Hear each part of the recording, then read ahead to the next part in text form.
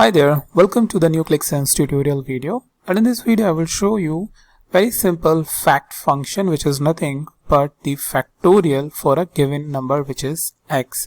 So if you are interested in identifying what is a factorial of a given number, then this function is something which you need to use. So how to implement that is, let's say back in this text box, let's add one measure, and in the expression editor we will say fact, and in the fact we will specify a value. Let's say we specify 5. So the output will be the multiplication of 5 multiplied with 4 multiplied with 3, 2 and finally 1. So if you click apply, you get 120, and if you do the calculation 5 multiplied with 4 multiplied with 3 multiplied with 2 and 1, you will get the 120.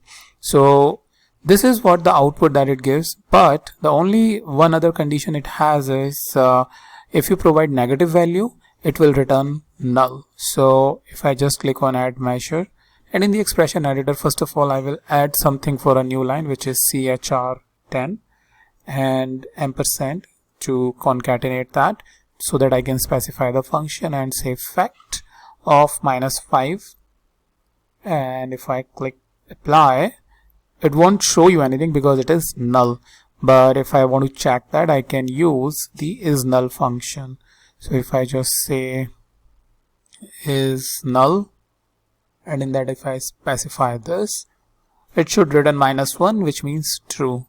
So yeah, over here -1. So just to keep in mind, if you are dealing with negative value, in that case you can use the absolute value which converts the negative value into a positive value, and then you can go ahead and use the fact function which will give you the factorial of a negative value as well. So that's about it, and I'll meet you in the new video, the new topic.